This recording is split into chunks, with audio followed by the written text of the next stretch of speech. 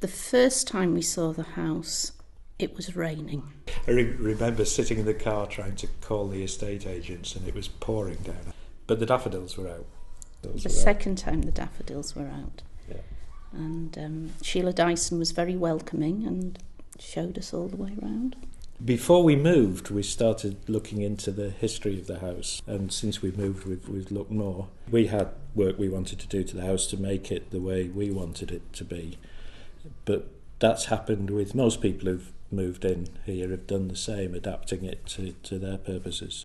The first people who we found that had made a big change were the Parkers, James and Emma Parker, and they ended up buying it at auction, and they paid £870 for it.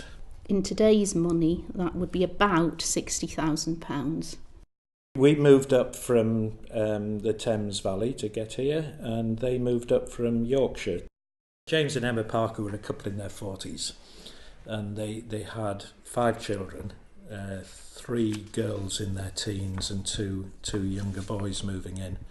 And we suspect, although we don't have any record of it, we suspect that they had a domestic servant living in as well, because most people did. So that would make 8 of them living in what at the point they bought it, what was a 3-bedroomed house. So the alterations were around making space for a bigger group of people living in the house. By June of 1874, they got approval for some of the alterations they wanted to make. We also needed approval from the conservation officer for the shower room, which we wanted to put in. That originally was a dressing room, and in latter days was Fred Dyson's study. That involved quite a few complicated discussions with the conservation officer, because we had to hide the pipework, which we did by lowering the hall ceiling and putting them in between the original ceiling and the new ceiling. And we needed permission for the chimneys to be rebuilt and for the replacement of the windows at the back of the house. One of the things that's quite odd is they were going to put fireplaces in 2 of those bedrooms, because all the heating in those days was by coal fire. But the Board of Health made them put a fireplace into the 3rd bedroom as well. We can only think that it was going to be the domestic servant who had the bedroom with no fireplace in it. James Parker was involved in the maltings, and Emma seems to be a supporter of local charities, including soup kitchens and the Ragged School. James used to go with the older girls to the boating club balls.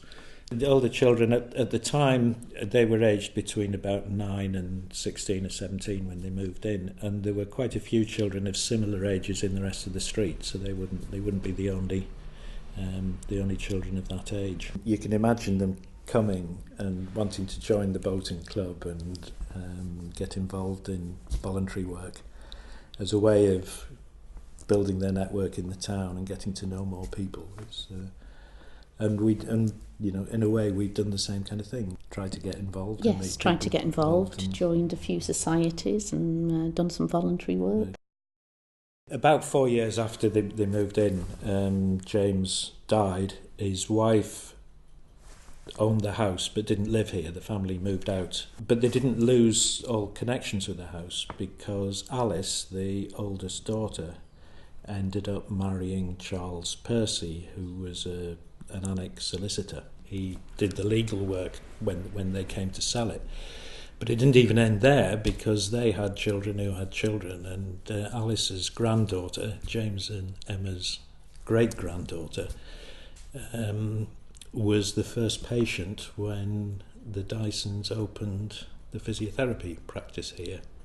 So the first patient for them was the great-granddaughter of the people we've been talking about.